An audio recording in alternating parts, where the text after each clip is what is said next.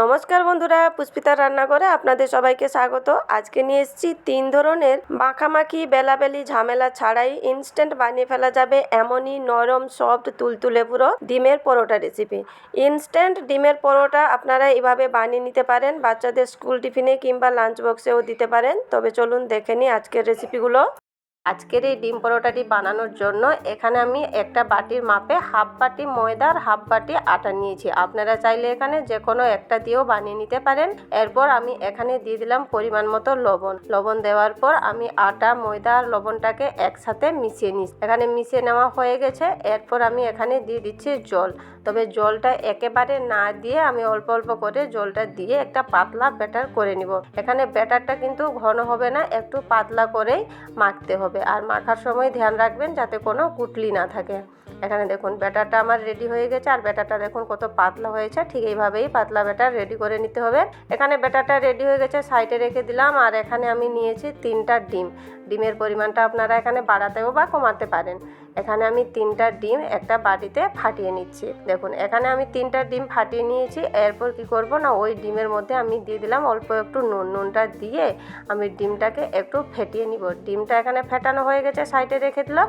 এরপর নিয়েছি একটা বড় সাইজের আলুকে দেখুন ঝিরিঝিরি করে এইভাবে কেটে নিয়েছি। আর নিয়েছি একটা পেঁয়াজটাকেও ঠিক সেইভাবে ঝিরিঝিরি করে কেটে নিয়েছি। এরপর একটা কড়াইতে পরিমাণ মতো তেল দিয়ে দিলাম। আর তেলটা যখন গরম হয়ে যাবে তখন তাতে ওই কেটে রাখা আলু আর পেঁয়াজটা দিয়ে দিলাম। আলু আর পেঁয়াজটাকে এখানে আমি কি করব, প্রথমে ভেজে নিব একটু ঢাকা দিয়ে, যাতে আলুটাও সেদ্ধ হয়ে যায়। এখানে কিন্তু আমি নুনটা দিইনি এখনো। এখানে দেখুন আলু আর পেঁয়াজটাকে আমি ঢাকা দিয়ে একটু ভেজে নিয়েছি, আলুটাও সেদ্ধ হয়ে গেছে। এরপর দিয়ে দিব এখানে ফেটিয়ে রাখা ডিমটা দেওয়ার পর এখানে পরিমাণ মতো আমি লবণ দিয়ে দিব। আর নিয়েছি এখানে সামান্য পরিমাণ হলুদের গুঁড়ো আর নিয়েছি জিরে গুঁড়ো। এরপর নিয়েছি একটা ম্যাগির ম্যাজিক মশলা। এই মশলাটা দিলে ভীষণ চটপটা হবে, খেতেও ভীষণ টেস্টি হবে। আর বাচ্চাদের জন্য বানালে তো কোনো কথা নেই, এরা কিন্তু খুবই টেস্টি হবে এই মশলাটা দিলে। আর একটু দিয়ে দিলাম লঙ্কার গুঁড়ো। বাচ্চাদের জন্য যদি বানান তাহলে লঙ্কার গুঁড়োটা একটু দেখে দিতে পারেন। এরপর কি করব না, সব কিছু ভালোভাবে মিশিয়ে নিয়ে এখানে মিডিয়াম টু লো ফ্লেমে বেশ কিছুক্ষণ ধরে এগুলোকে ভেজে নিতে হবে।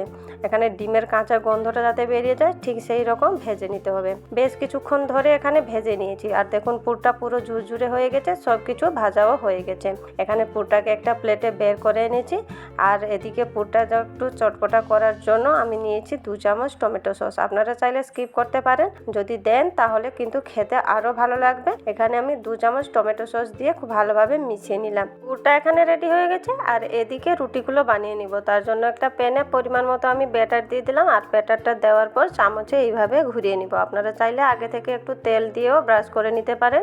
আমি এখানে 2 চামচ ব্যাটার দিয়ে একটা রুটির মতন শেপ দিয়ে দিয়েছি। আর যখনই রুটির উপরের অংশটা এইভাবে শুকিয়ে আসবে তখন কিন্তু উল্টে নিতে হবে। আর উল্টানোর সময় দেখুন একটুও লেগে যায়নি, খুব সুন্দরভাবে উঠে আসবে। এখানে এক পিঠ আমি উল্টে নিলাম। আর পরিমাণ মতো পুরটা এখানে দিয়ে দিব। এখানে পুরটা আমি দিয়ে দিয়েছি। এরপর কি করব না, উল্টে নিব। উল্টে নেওয়ার পর মুখটাকে ঠিক এইভাবে একটু চেপে নিতে হবে, তাহলে মুখটা বন্ধ হয়ে যাবে আর পুরটা বাইরে বেরিয়ে আসবে না। রুটিটার মুখ বন্ধ করে নিয়েছি। এরপর উল্টে নিলাম। আর এখানে আমি অল্প একটু তেল দিয়ে দিব। তেলের বদলে এখানে আপনারা ঘি দিয়েও ব্রাশ করে নিতে পারেন। এখানে অল্প একটু আমি তেল দিয়ে উল্টে পাল্টে পরোটাটিকে একটু লাল করে ভেজে নিব। এর ফলে দেখতেও ভালো লাগবে, খেতেও কিন্তু ভালো হবে। এখানে দেখুন পরোটাটিকে আমি উল্টে পাল্টে একটু লাল করে ভেজে নিয়েছি। প্রথম পরোটাটি আমার ভাজা হয়ে গেছে, রেখে নিলাম। আর একইভাবে এখানে আরেকটা পরোটাও বানিয়ে দেখিয়ে দিচ্ছি। পরিমাণ মতন ব্যাটার দিয়ে ঠিক একইভাবে একটু ঘুরিয়ে রুটির মতন শেপ দিয়ে দিলাম।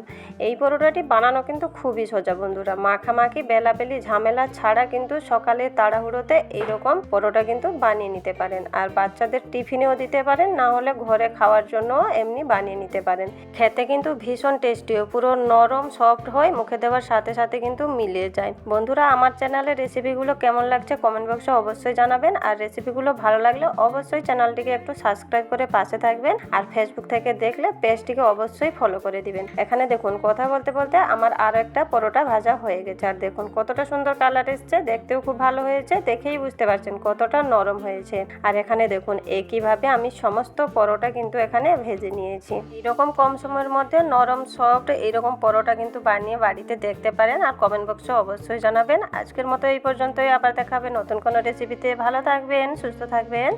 আজকের এই ডিম পরোটার জন্য এখানে 1 বাটি আমি ময়দা নিয়েছি। ময়দার বদলে আপনারা আটাও নিয়ে করতে পারেন। আর তাতে দিয়ে দিলাম পরিমাণ মতো লবণ।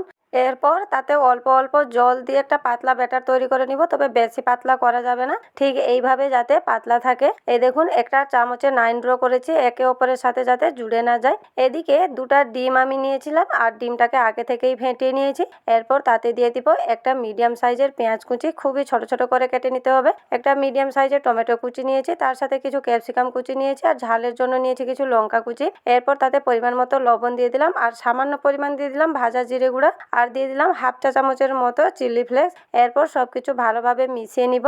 আর নিয়েছি ফ্রেশ কিছু ধনেপাতা কুচি, তবে এটা সম্পূর্ণ অপশনাল। ধনেপাতা কুচি দিয়ে ভালোভাবে মিশিয়ে নিব। এখানে ডিমের মিশ্রণটি রেডি হয়ে গেছে। এদিকে একটা ফ্রাই প্যানে 1 চামচের মতো তেল গরম করে নিয়েছি। এরপর তাতে পরিমাণ মতো ময়দার ব্যাটারটা দিয়ে দিব, দিয়ে এইভাবে একটু ঘুরিয়ে রুটির মতো শেপ দিয়ে নিব। আর কিছুক্ষণ অপেক্ষা করতে হবে যাতে ব্যাটারের ওপরের অংশটা ঠিক এইভাবে শুকিয়ে আসে। এরপর দিয়ে দিব যে ডিমের মিশ্রণটা রেডি করে রেখেছিলাম। পরিমাণ মতো ডিমের মিশ্রণটা ওই পরোটাটির উপর দিয়ে ঠিক এইভাবে ছড়িয়ে নিতে হবে। এইভাবে ছড়িয়ে নেওয়ার পর অপর থেকে কিছুক্ষণের জন্য ঢাকা দিয়ে দিতে হবে, মিনিমাম 1 মিনিটের মতো। 1 মিনিট পর আমি ঢাকাটা খুলে নিচ্ছি। এরপর পরোটাটাকে উল্টে নিব। উল্টে নেওয়ার পর হাফ চামচের মতো আমি তেল দিয়ে দিলাম। এরপর উল্টে পাল্টে পরোটাটাকে একটু লাল করে ভেজে নিব।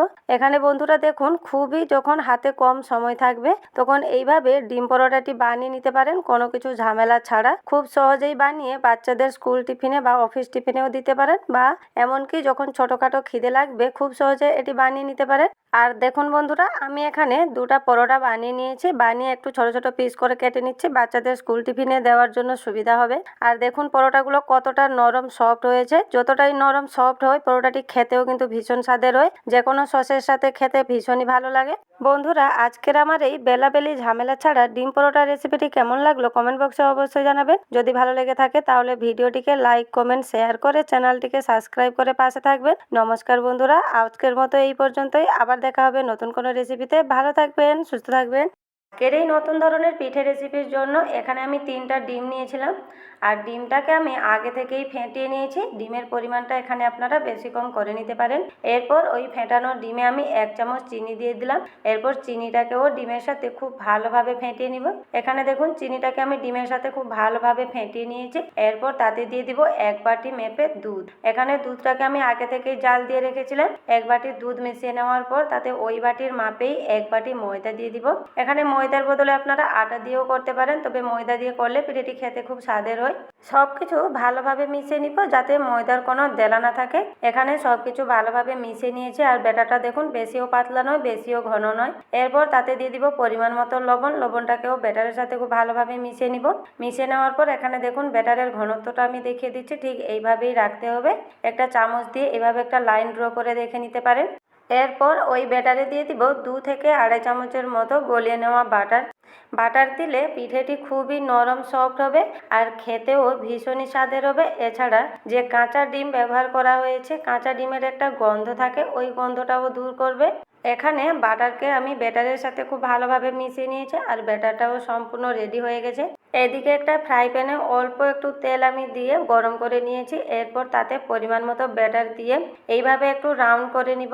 এইভাবে একটু গোল করে রুটির মতন শেপ দেওয়ার পর পিঠেটিকে কিছুক্ষণ ছেড়ে দিতে হবে যাতে উপরের অংশটা খুব ভালোভাবে শুকিয়ে আসে। এই দেখুন পিঠের উপরের অংশটা যখন এইভাবে শুকিয়ে আসবে তখন উল্টে নিতে হবে। খুবই সাবধানে কিন্তু উল্টাতে হবে, এটি খুবই নরম সফট হয়ে ছিঁড়ে যেতে পারে।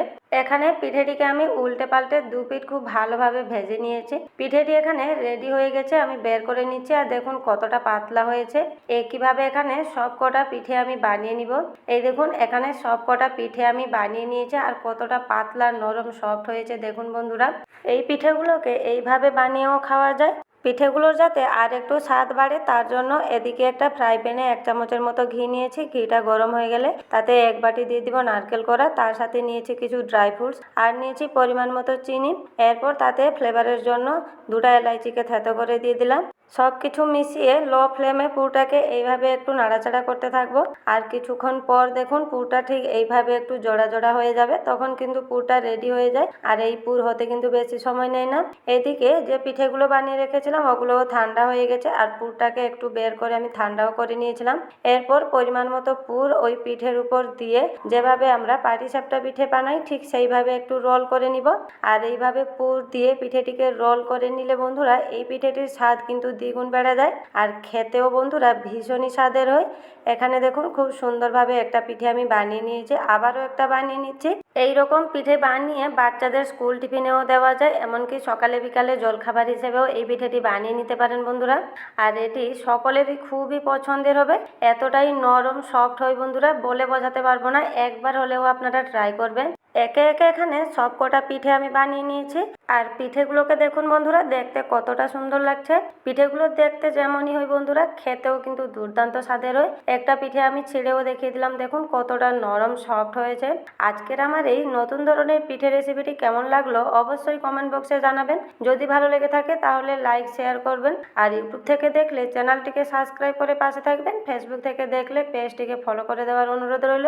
নমস্কার বন্ধুরা, আজকের মতো এই পর্যন্তই। ভালো থাকবেন, সুস্থ থাকবেন।